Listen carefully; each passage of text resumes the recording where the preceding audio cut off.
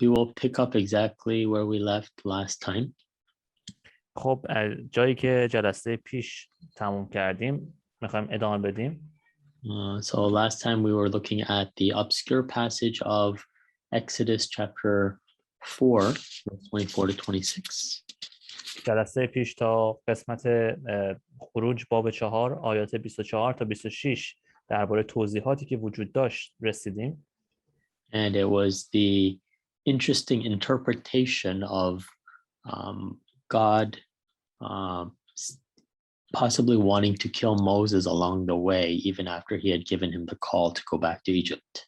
و احتمالات جالبی وجود داشت از اینکه چرا خدا میخواد موسی رو بکشه با وجود اینکه از او دعوت کرده بود که به مصر برگرده.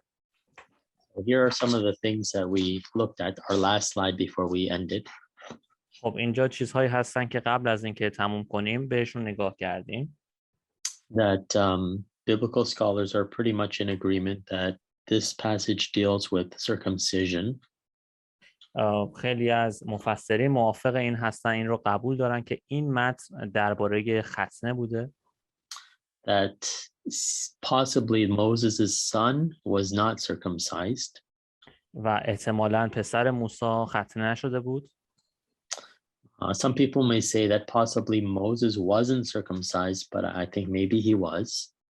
و خیلی ها معتقد به این هستن که خود موسی هم احتمالاً ختنه نشده بوده، ولی من فکر میکنم که موسی ختنه شده بود.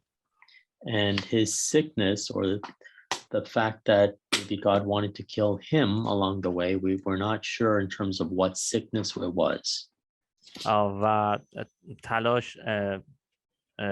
تلاش خدا برای کشتن موسی و یا بیماری که مثلا موسی بهش دچار شده بوده، ما اینها رو نمیدونیم دلیلش رو، ولی ممکنه که همچین چیزهایی بوده باشه. Now there are many explanations, interpretations that people may have about this passage. خیلی توضیحات و تفسیرهای زیادی درباره این قسمت وجود داره که مفسرین گفتن. But I just want to offer you three possible interpretations given by people of the past. اما میخوام سه تا تفسیر بگم از آدم‌هایی که در گذشته اینها رو انجام دادن. The first two are well-known Old Testament scholars. اولین نفر مفسر عهد عتیق هستش. And the last one is the 16th century reformer John Calvin. و اولین و دومین نفر مفسرین عهد عتیق هستن و سومین نفر جان کالوین قرن 16 هم هستش که کلیسا رو اصلاح کننده کلیسا بود. And I just chose them because I was very influenced by their writings in the past. و من اینها رو انتخاب کردم چون که اینها خیلی برای من در گذشته الهام بخش بودن. So let's look at the first one. His name is Brevard Childs. اولین نفر اسمش هست Brevard Childs. He believed that the child was circumcised by his mother because Moses didn't do it. Can you go to the next slide? اولین نظرش اینه که میگه که کودک توسط مادرش ختنه شد زیرا موسی این کار رو نکرده بود. Now we kind of touched upon last week that although they were from a priestly family, so Jethro is the priest of Midian, culturally they were Midianites, so they probably did not understand what circumcision was. So if we were to think about this, the possibility of maybe Moses picking up a knife to circumcise his son, the family definitely rejected this idea, and so maybe the child wasn't circumcised.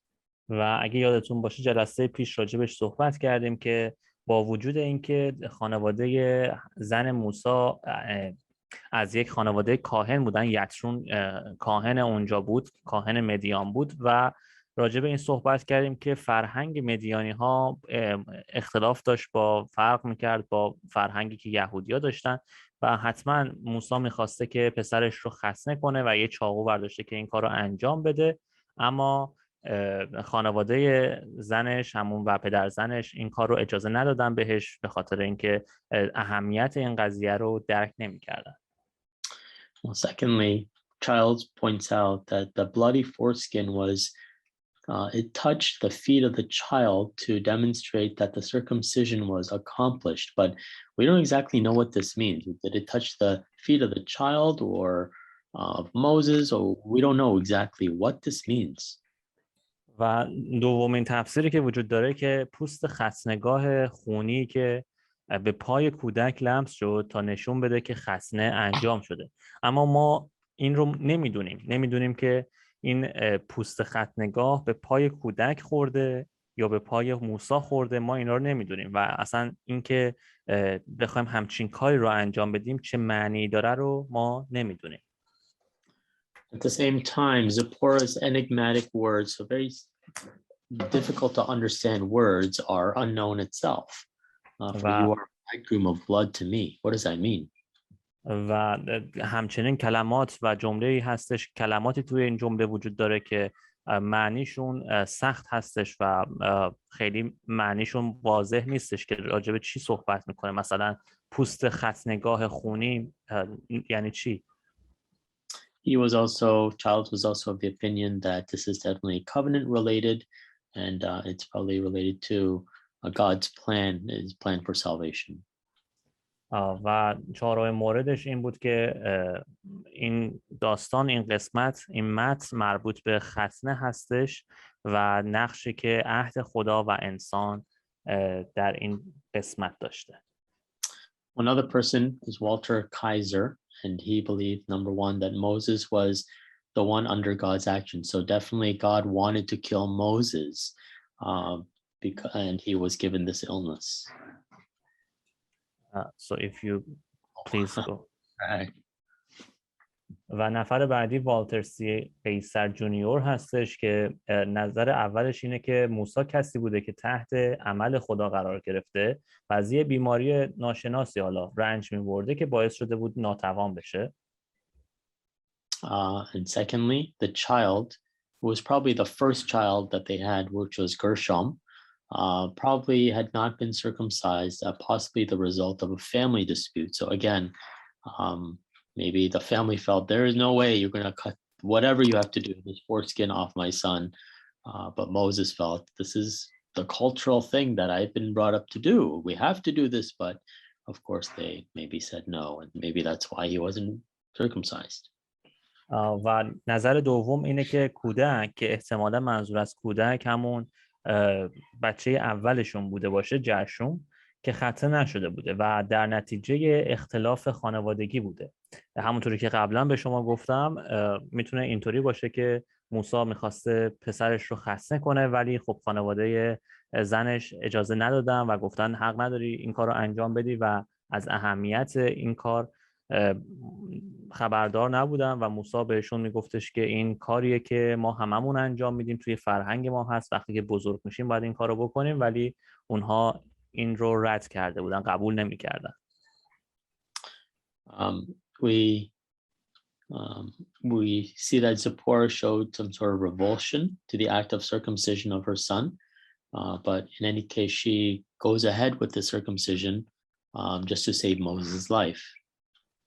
و تفسیر بعدی اینه که صفورا نسبت به عمل ختنه پسرش مثل همون صحبت‌هایی که با موسی انجام میده نشون میده که از این کار تنفر داشته، اما با این وجود، با اینکه تنفر داشته، به خاطر نجات جان موسی این کار رو انجام میده. So it's believed that she took this foreskin and she touched Moses's feet. Again, we don't know what this means. و برای همین صفورا پوست ختنه‌گاه رو برمی‌داره و به پای موسی میزنه که باز هم میگم ما نمیدونیم این یعنی چی. Well, lastly, let's look at what John Calvin, the 16th century reformer, had to say about this. And I want to just read two quotes from his work. و بیایم ببینیم که جان کالوین قرن 16 هم راجع به این قضیه چه چیزی میگه. He says, first of all, I therefore unhesitatingly conclude that vengeance was declared against Moses for his negligence, because he was aware that it was disagreeable either to his wife or to his father-in-law. بنابراین من بدون تردید نتیجه میگیرم که انتقام از موسی به دلیل سهل انگاری او اعلام شد، زیرا او میدانست که این امر نه برای همسرش و نه برای پدر شوهرش قابل قبول نیست. Secondly, he says, when therefore Zipporah, who had opposed her husband, circumcised her son with her own hands, although she had not yet seriously repented, yet God was contented and with the suppression of her pride as to cease from afflicting Moses. بنابراین هنگامی که صفورا با شوهرش مخالف بود، پسرش رو با دستان خود ختنه کرد. اگرچه هنوز توبه جدی نکرده بود، اما خدا به خاطر سرکوب غرور او قانع شد تا از رنجاندن موسی دست بردارد.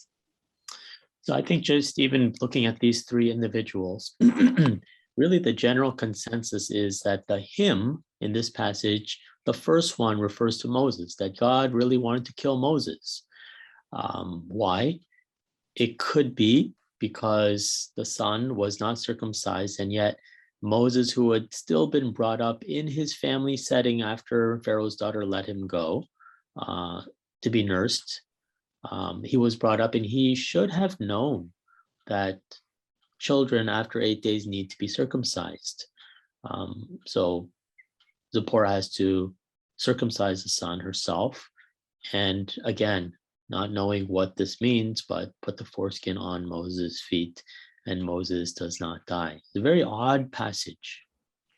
خب پس چیزی که ما به طور خلاصه از این سه تا تفسیری که براتون آوردم میتونیم نتیجه گیری کنیم اینه که منظور کلام، منظور کتاب مقدس از این که خدا میخواست او را بکشه، منظور از او همون موسی هستش اینجا و خدا میخواست موسی را بکشه.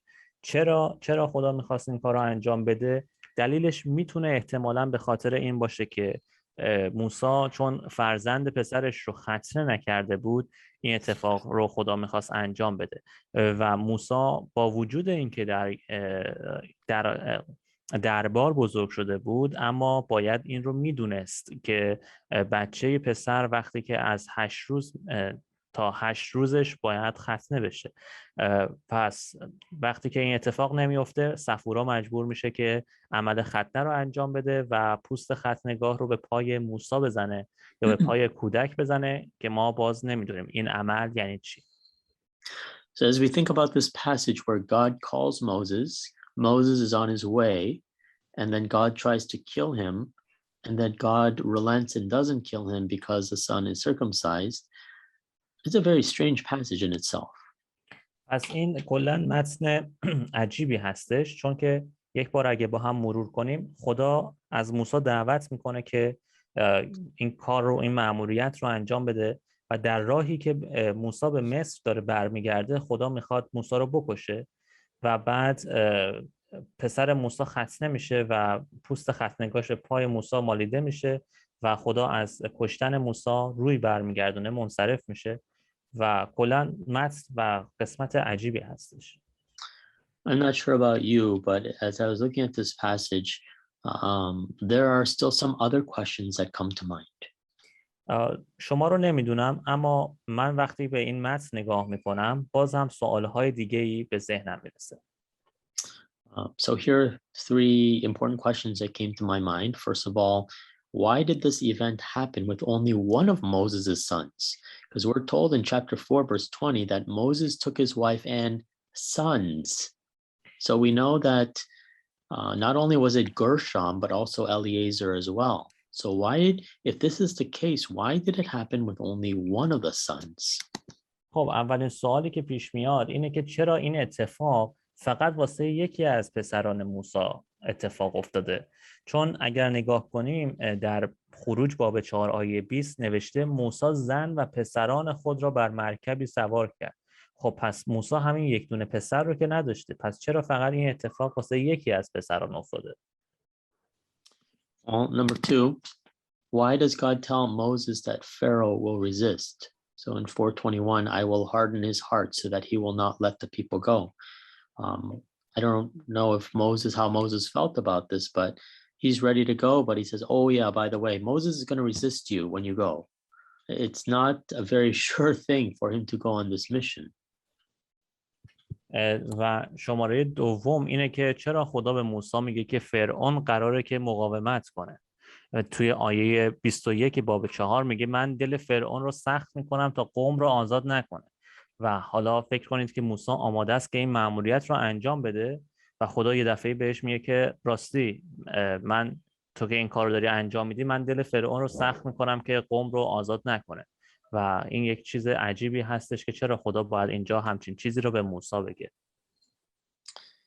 Thirdly, a question I had was, how was Aaron able to meet Moses in the wilderness if he was enslaved with the other Israelites in Egypt? Because we're told in 4:14 of Exodus, he, Aaron, is already on his way to meet you.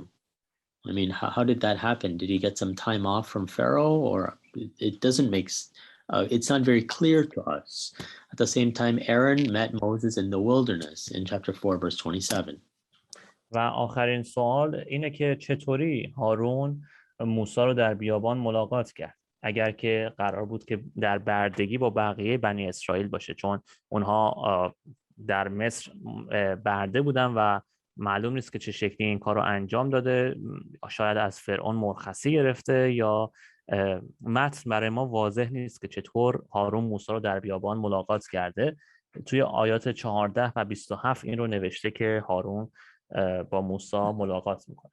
So in chapter 6 to 9, I'm sorry, chapter 6 and following, we see that the message is given and Pharaoh, of course, resists that these people leave because they are his slaves, they are his workforce.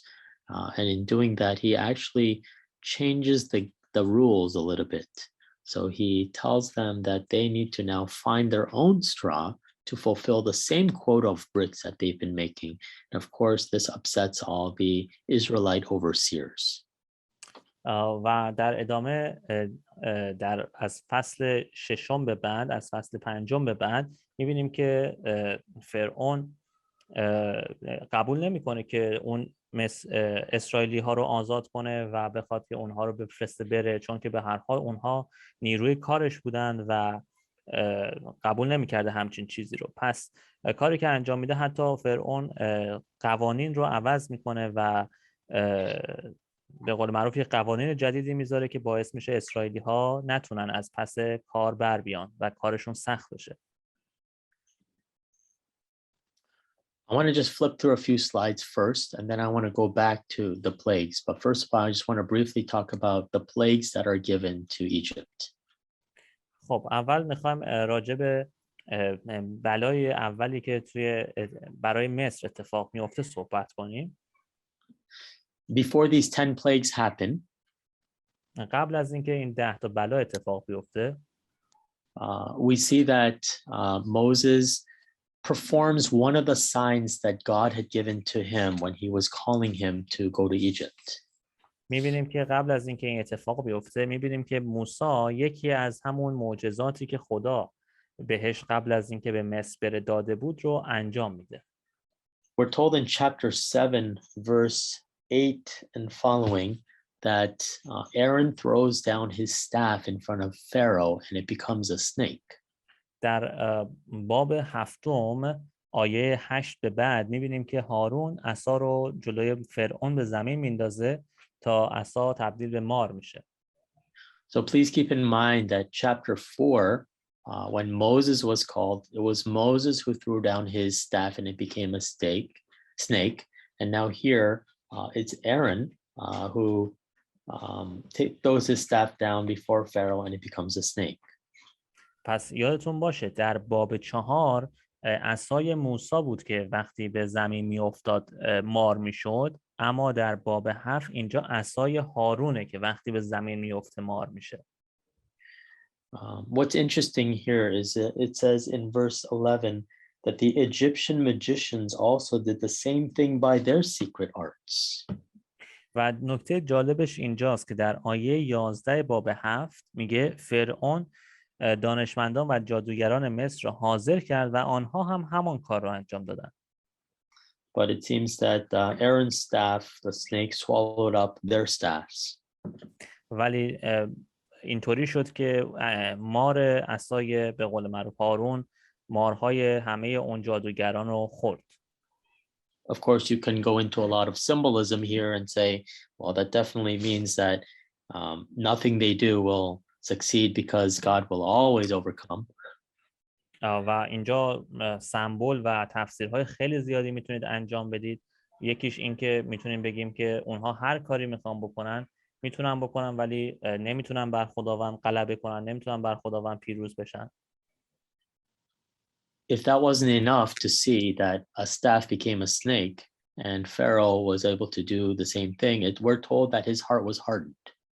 و از اونجایی که این معجزه یا این کار کافی نبود برای اینکه فرعون رو راضی کنه، برای همین نوشته شده که فرعون همچنان سنگدل بود. We have here a series of 10 plagues. So the first one, he turns the Nile water into blood. The second one is the plague of frogs. The third one is a plague of gnats. Fourth one is a plague of flies. Fifth one is livestock. 6 is boils. 7 is hail. 8 is locusts. 9 is the darkness that overcame the land. And then lastly, there was the death of the firstborn. و اینجا بعدش 10 تا بلا بر مصر ظاهر میشه، به وجود میاد که اولیش آب به خون تبدیل میشه، بعد بلای بقه هستش، بعد بلای پشه، بلای مگس، مرگ حیوانات، بلای دمل، بلای ژاله، بلای ملخ، بلای تاریکی که بر سرزمین میاد و مرگ پسران اولباری.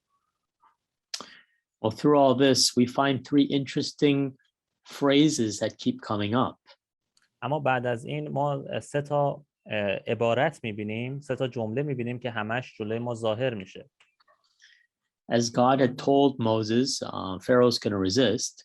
We have 3 interesting phrases where in this narrative we're told God hardened Pharaoh's heart, Pharaoh hardened his heart, and Pharaoh's heart was hardened. و بعد از اینکه خداوند به موسی گفته بود که فرعون قراره که مقاومت کنه در مقابل تو، میبینیم که اینجا 3 تا جمله داریم. یک، من دل فرعون رو سخت میکنم، فرعون بار دیگر سنگدل شد و فرعون سنگدل شد.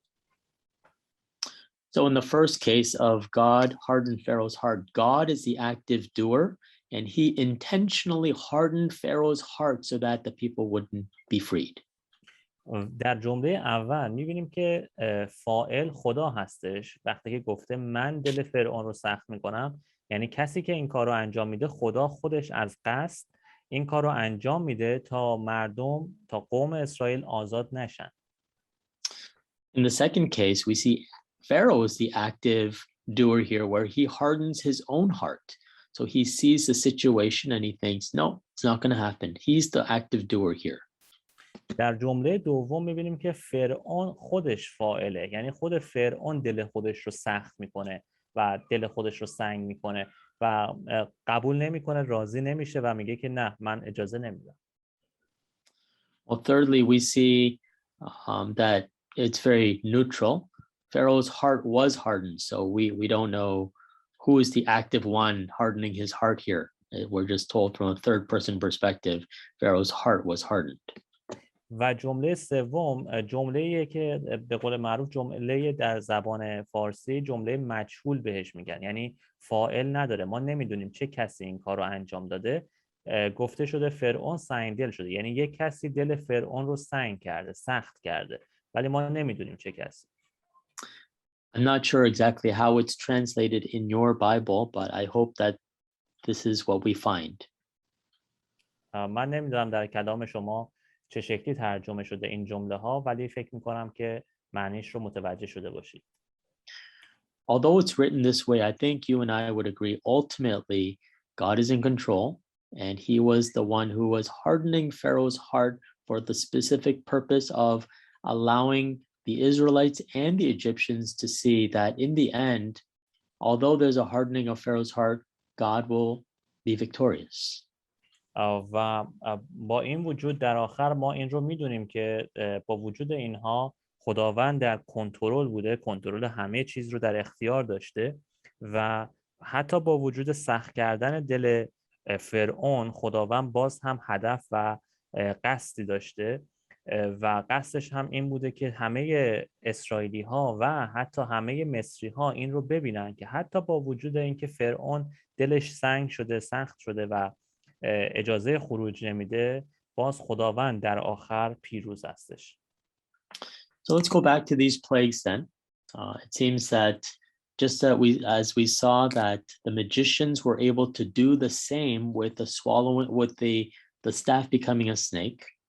خب اگه برگردیم به این قسمت بلایا، یادمون گفتیم که جادوگران نتونستن که اون عصا رو که انداختن و تبدیل به مار شد نتونستن پیروز بشن و مارهاشون خورده شد.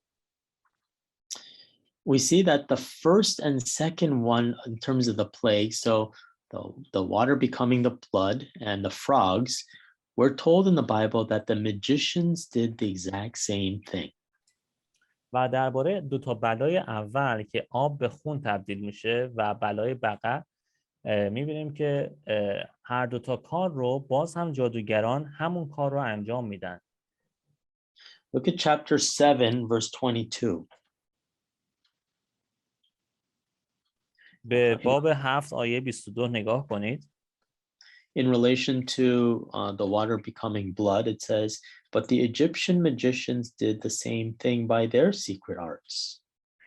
در باب 7 آیه 22 درباره تبدیل شدن آب به خون میگه که جادوگران مصر هم با افسونهای خود همان کارها رو انجام دادن. And then in chapter 8 verse 7, و در باب 8 آیه 7 in relation to the plague of the frogs, again it says, but the magicians did the same things by their secret arts.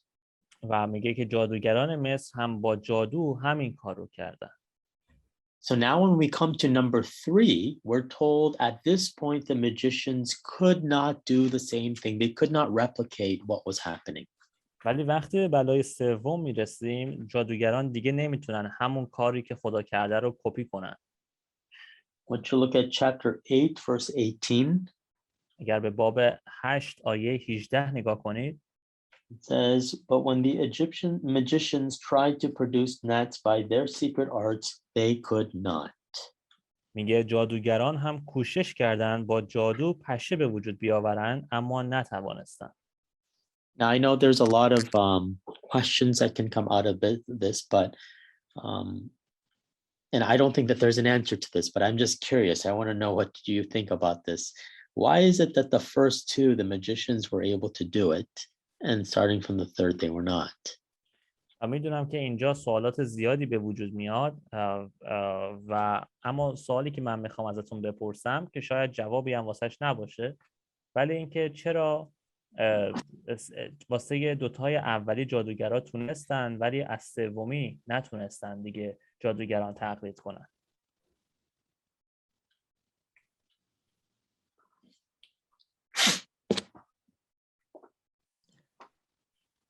من میتونم چیزی بگم برادر علی؟ بفهمه. من فکر میکنم که دو تا اولی رو جادوگران و خداوند به جادوگران نه به اندازه هارون و موسی بلکه اندک قدرت دادن که اینها رو بسازن تا دل فرعون سخت‌تر و سخت‌تر شد. He says because God let the magicians do the first and the second one to make Pharaoh's heart harder and harder. Okay, very interesting. Anybody else? خیلی جالب بود. کس دیگه هست؟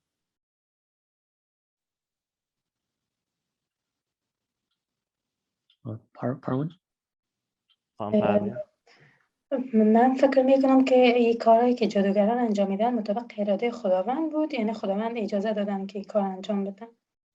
ولی در کنار از اینکه نظر خود را گفتم، یک سوال هم داشتم از استاد، این است که چرا همچنان جادوگران کوشش میکنن که این کار انجام بدن؟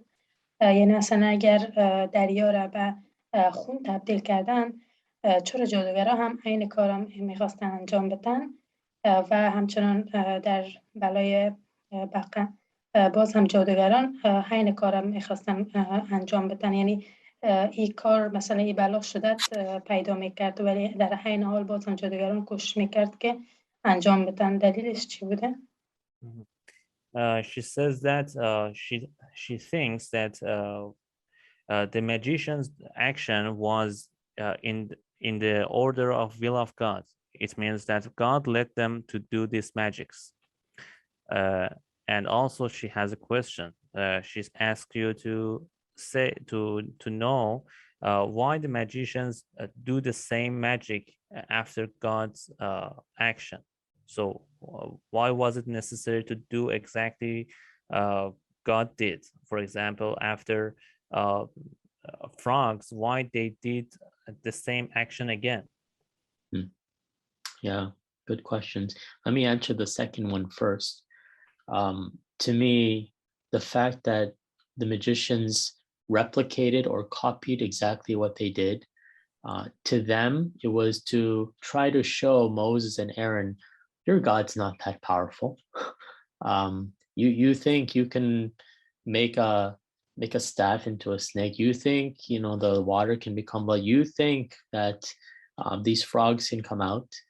For them to show that their magicians can do the same was no equal match. So basically, these plagues are basically, if we were to go into the history of Egypt, many people have looked at a certain deity. So they definitely had a god for frogs. They had a god for livestock, a god for weather, So they had thousands and thousands of deities. And it was a competition of deity. You're saying Yahweh is most powerful. Well, let me show you that our Egyptian God is just as powerful. And so that's why there's a replication of, you do this, we can do it too. And I like what you said, Parwin, in terms of the progression of just the things that are going on here. Definitely, why didn't God allow all these magicians to replicate everything even after, like the gnats and flies and livestock and boils? And why did he not allow them to do that? In my personal opinion, I see it as it's almost as if God let them gain that little confidence, and as the brother said, to allow Pharaoh's heart to become more hardened, thinking, our gods are just as powerful as your God that you are declaring, and you're saying with his power you want the people to leave. And so after showing the blood and the frogs, there's really no reason why it stops at the gnats, right? But I believe that it was God's specific purpose to say, from this point on, it was to now decrease the confidence that they had in their gods. That's the way I see it.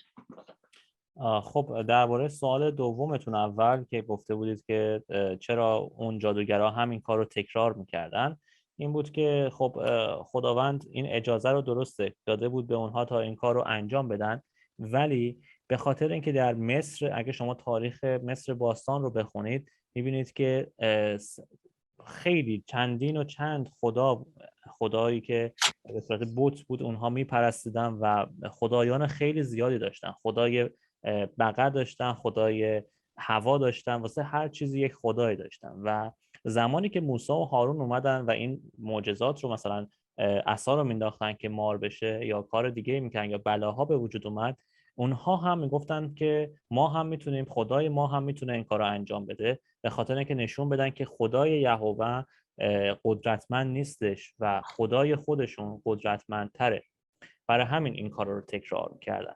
اما واسه اینکه چرا در بلای دوم به بعد دیگه نتونستن، در بلای سوم به بعد دیگه نتوانستن اون کار رو کپی کنن و تکرار کنن، یکیش همونطوری که هم شما هم برادرمون گفتید این بود که خدا اولا به اونها اجازه میداد که این کار رو انجام بدن و واسه اینکه یک قلب فرعون سخت‌تر بشه و فرعون متوجه این نشه که خداوند قدرتمنده. و دلیل بعدش این بود که اون جادوگرا و اون فرعون در خودشون این اعتماد به نفس رو پیدا میکردن. یعنی میدیدن که اونها بلا میارن، معجزه میارن، اونها همون کار رو میتونن تکرار کنن. این باعثشون اعتماد به نفس به وجود می آورد. اینا خودشون رو بالا می بردن.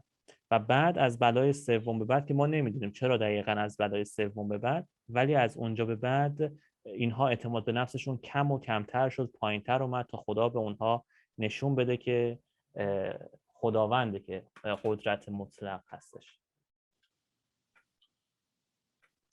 People have tried to explain these plagues through natural phenomenon. بعضی ها میان این بلاها رو با چیزهای طبیعی، با اتفاقات طبیعی توصیف میکنن، توضیحش میدن. I believe definitely God is a God of miracles.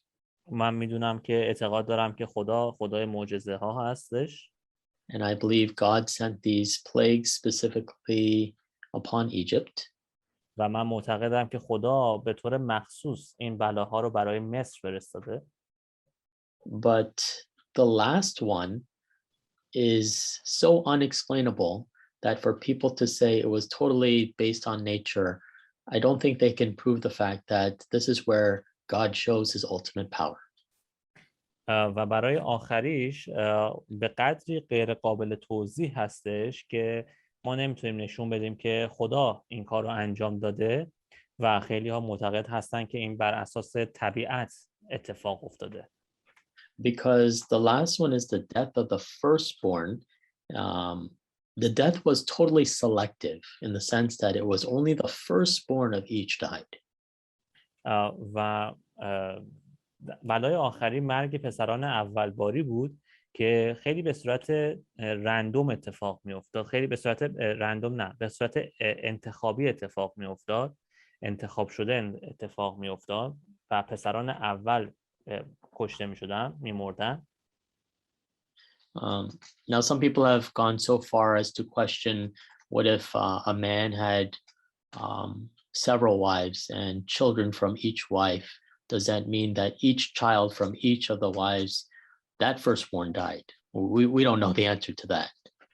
و اینجا سوالهایی به وجود میاد که مثلا میپرسن که آیا اگر یک مردی چند تا همسر داشته باشه و هر همسرش پسر اولش، بچه اولش پسر بوده باشه، آیا همه اون پسرهای اولش از همه زنهاش میمردن؟ که ما این جوابی واسه این نداریم، نمیدونیم.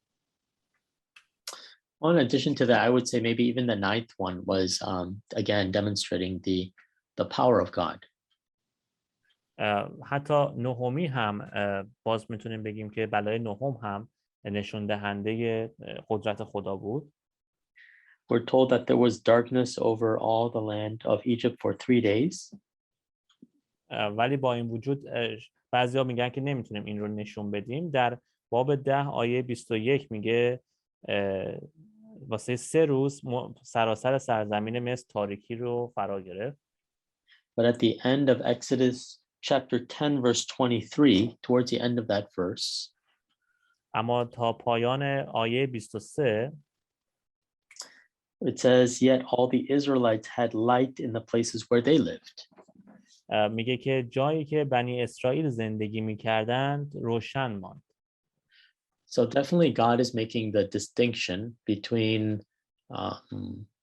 those whom he protects, and we know even as we look into, as we're going to see next week, just even the killing of the firstborn, the last one, we have the blood of the lamb that's put on the doorpost, and the angel of death that comes when it sees the blood passes over, and that's why we have the term Passover.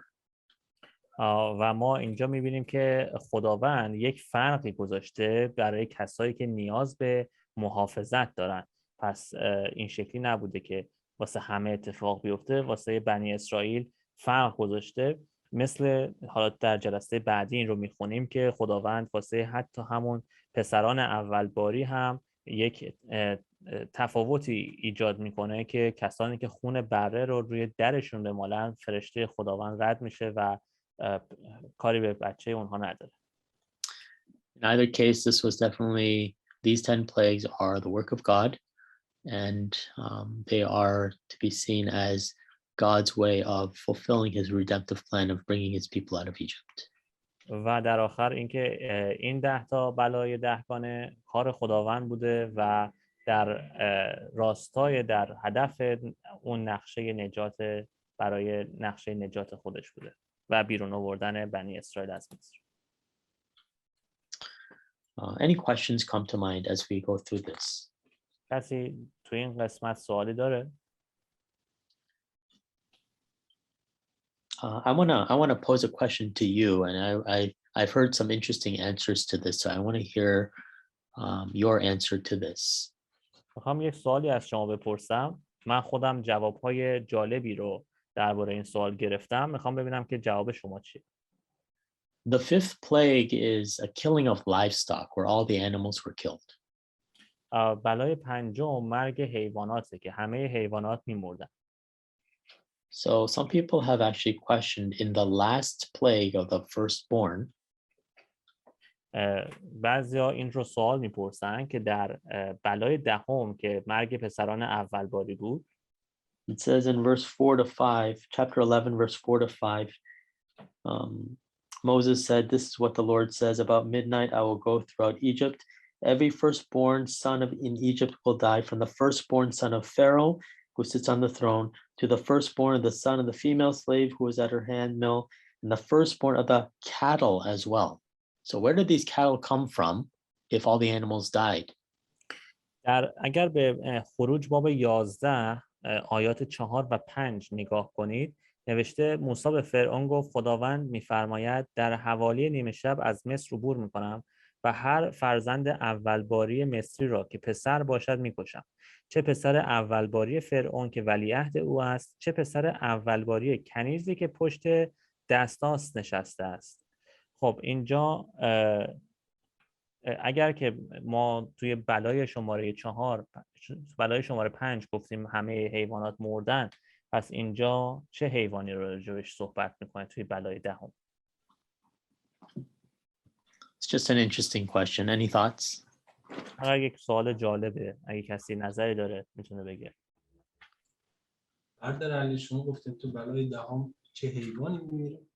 نه، یعنی اینکه چجوری اون حیوان بوده. اینجا توی بلای دهم خداوند گفته که حتی پسری که بر پشت دستاست نشسته باشه یا چه اول بار حیوانات باشه.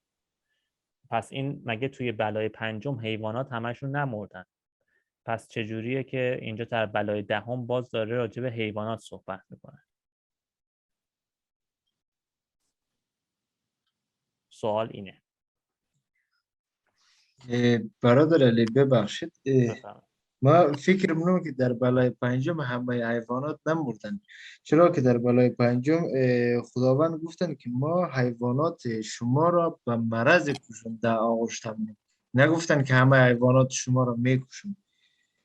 ولی دهم حیواناتی که باقی مانده بودن اول باریشان اونا را گرفتن. فرقش ما فقط دمی دو فرق گرفتم. He says that in the Bible it isn't written that God told them to kill all the animals. So he says that God didn't kill all the animals, so there were some remnant. There were some animals left. So in the last one, it's mentioning there. Okay. We know that in Exodus chapter 9 verse 4, در خروج باب 9 آیه 4 again God makes a distinction between Egypt and Israel in the sense that the livestock given to the Egyptians, that they would all die, but it says towards the end of verse 4 that no animal belonging to the Israelites will die. So we're to assume that in this plague, the Egyptian livestock, they all died, except the Israelites. But here now, in the firstborn, it says that even the firstborn of the livestock will die.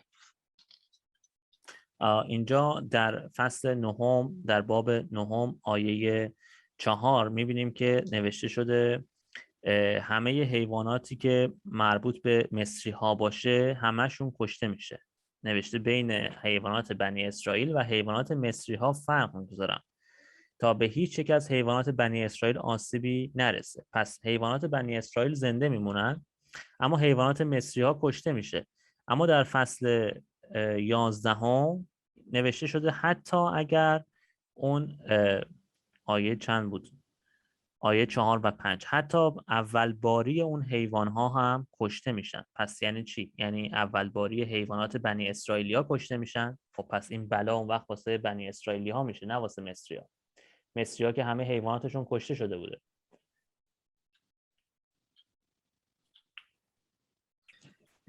برادر علی در ترجمه از مک هست در فصل آیه 9 فصل 4 میگه، در فصل 4 آیه 9 میگه من بین حیوانات بنی اسرائیل و حیوانات مصری ها فرق میگذارم تا به هیچ کی از حیوانات بنی اسرائیل آسیبی نرسد. اینجا نگفته که ما همه حیوانات بنی مصریان را از بین شماره 3 رو بخونید به شما میگه. شماره 3 گفته دست خداوند تمام حیوانات، اسبها، خرها، شترها، گاوها و گوسفندان تو را به مرض کشنده گرفتار میکنند. نگفته که تو حتما او را مکشه. شاید بعد از اون موسی دعا کرده خوب شدن، چرا که همانند بلای پشب بلای تاریکی موسی بعد از اون دعا کردن. شاید بعد از برای از این هم دعا کرده باشه. اینجا مرض کشنده گفته، نگفته که ما حتما مکشون، گفته مرض کشنده گرفتار. He says that in Exodus chapter 9 verse 3 it says that a killing illness. So God didn't mention in our translation, God didn't mention that he will kill every one of the Egyptian animals. So maybe he says maybe Moses after that prayed for the animals and God saved their lives. Yeah, that's definitely a possibility. It doesn't say all of them died, but yeah, definitely. بله، یک احتمال اینجا هم ننوشته که همه مردن، میتونه احتمال داشته باشن چیزی. Just 2 more hands and then we'll just come to an end today, or 3. 2 نفر دیگه یا 3 نفر دیگه بپرسید اگر سوال دارید و بعد کلاس رو تموم کنید. من میخواستم یک موضوع رو بگویم. در باب 9 باب 9 آیه 7 میگه فرعون کسی رو برای تحقیق فرستاد و معلوم شد که حتی یکی از حیوانات بنی اسرائیل هم نمردن.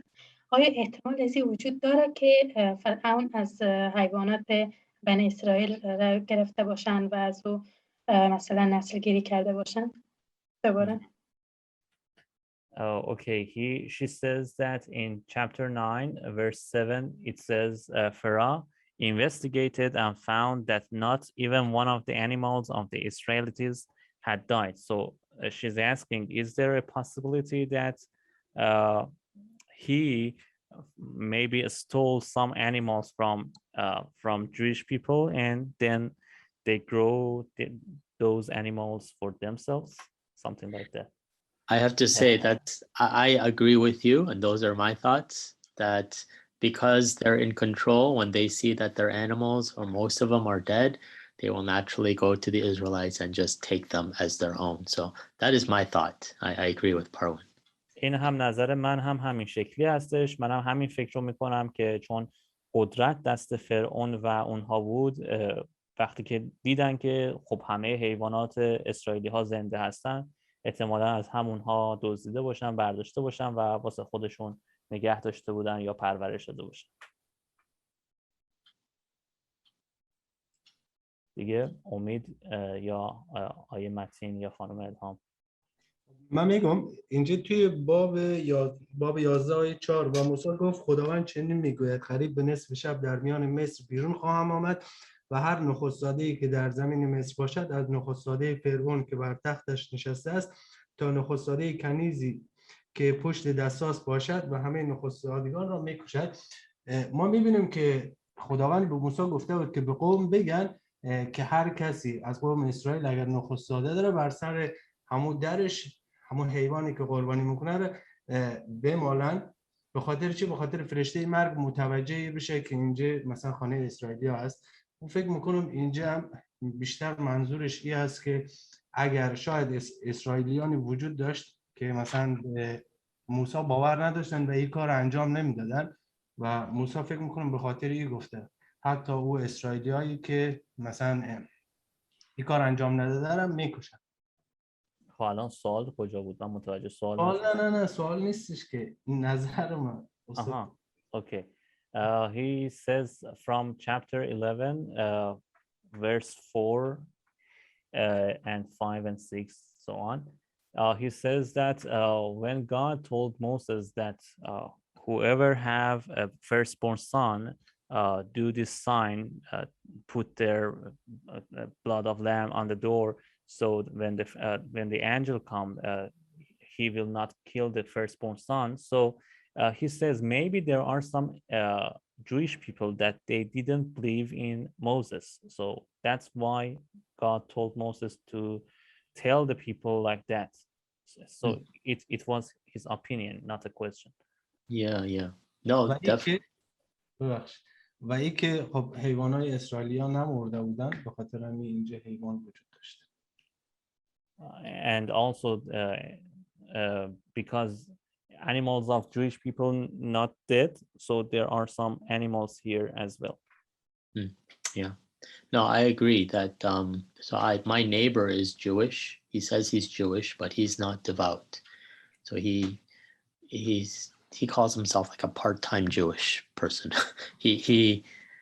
I think there are some people who are not devout, and maybe you're right. Maybe they did not believe in Moses, and maybe if they did not put the blood on the doorpost, maybe their child died as well.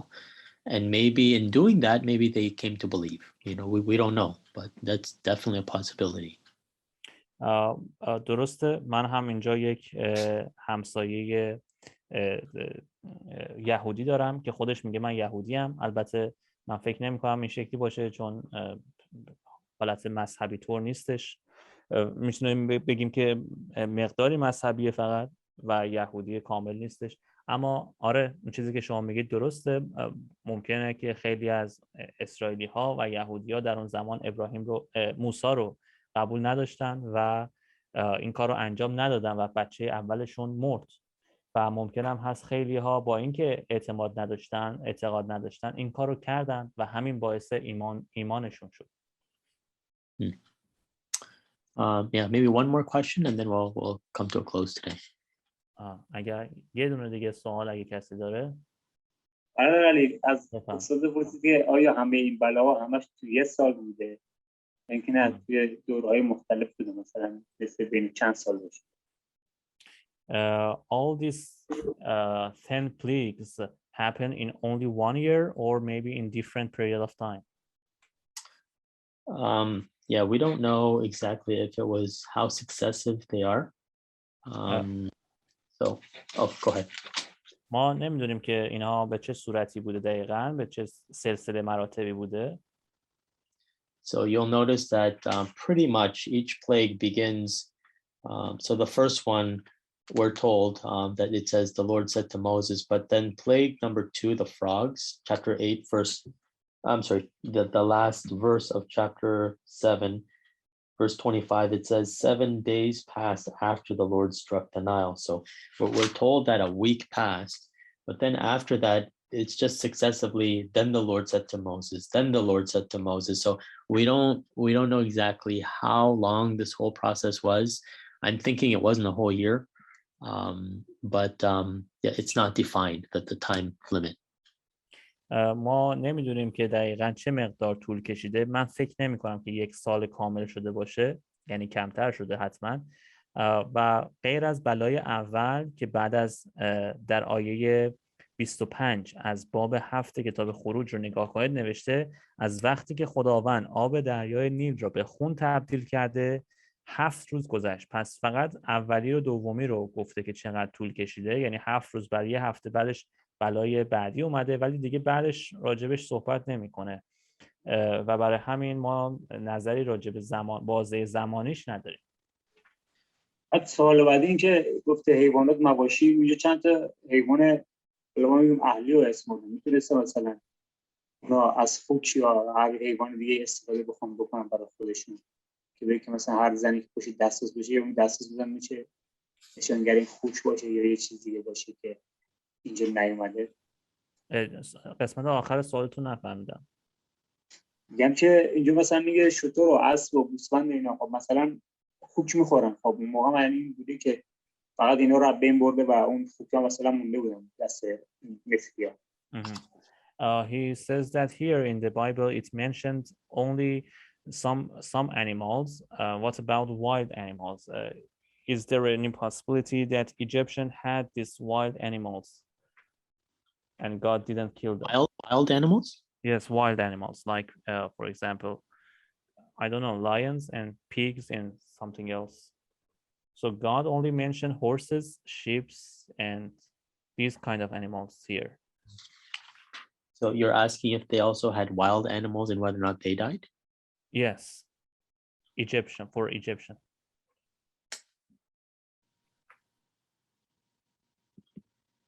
You know, it says it's more towards the cattle, so it's domesticated animals. So when it talks about cattle, and you can definitely say, I mean, cattle is a very ambiguous word, right? I think it can refer to lamb, maybe anything you would maybe find on a farm, I guess. But yeah, when it comes to like lions and tigers and giraffes, I don't think that those were included. آره بپرسید خوک چون میخورن دیگه ولی خوک رو بپرسید چون وحشی یا مثلا شیر رو کنم اونم تحلیل پسند. He is mentioning pig because he says they were eating pig, right? So maybe not about lions and other wild animals, but animals like pig. I don't think the Israelites had pigs because that was against their law. What about Egyptians? Egyptians may have they may have had pigs. I'm not sure, but because it's not mentioned here, so he is asking. Oh, yeah. I'm thinking that it's just examples of animals are given. I mean, they can't list every single animal, but my understanding is when it's talking about livestock that it's pretty much the domesticated ones. So maybe for Egyptians, maybe pigs were included. I'm not sure. خب نظر من اینه که چون اینجا نمیتونسته که دونه به دونه تمام حیوانات رو مثال بزنه، ولی نظر من اینه که وقتی که راجع به حیوانات صحبت کرده منظور حیوانات همون اهلی بوده، حیواناتی که توی مزرعه یا همچین جاهایی میتونستی نگه داری و ازشون استفاده کنی. پس شاید مصری‌ها از خوک استفاده میکردن واسه خوردنشون، ولی اینجا اسمش نیومده، دلیل نمیشه که حالا زنده مونده باشن، چون که اسم تک تک حیوانات رو نمیتونسته اینجا اشاره کنه بهش، ولی منظور میتونیم بفهمیم که منظور حیوانات اهلی بوده. Okay, well, let's stop there. And I want to give you a few discussion questions for your time together.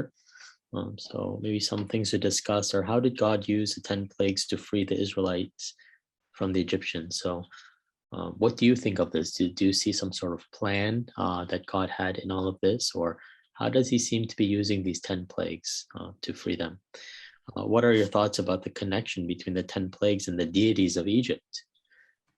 And that whole, basically, our God is better than yours. But I think overall, God is there to show that their deities are not deities at all. They're not gods at all, because God is supreme. God is the one who will definitely show that he is victorious. And how do we see God's redemptive plan unfolding through each plague? خب اینجا در آخر هم براتون سوالات گپ و گفتگو داریم که بعد از کلاس میتونید با هم دیگه صحبت کنید. اولیش اینه که چگونه خدا از 10 تا بلا برای رهایی بنی اسرائیل از دست مصریان استفاده کرد، که اینکه چه اتفاقی افتاد، نقشه خدا چی بود که چه شکلی از این 10 تا بلا استفاده کنه که بنی اسرائیل رو آزاد کنه. نظر شما چیه؟ سوال بعدی اینه که نظر شما در مورد ارتباط بین 10 تا بلا و خدایان مصر چی بوده؟ خب راجبش صحبت کردیم یه مقدار که اونها میخواستن خودشون رو ثابت کنن که خدایان ما بهتر از خدای شماست، ولی خب چیزی که در آخر مشخص شد این بود که خدای پیروز هستش و خدای ما خدای مطلق هستش، قدرت مطلق هستش و پیروز هستش. ولی نظر شما چیه در این مورد؟ و اینکه چگونه می‌بینیم که نقشه نجات خدا در هر بلا آشکار می‌شود.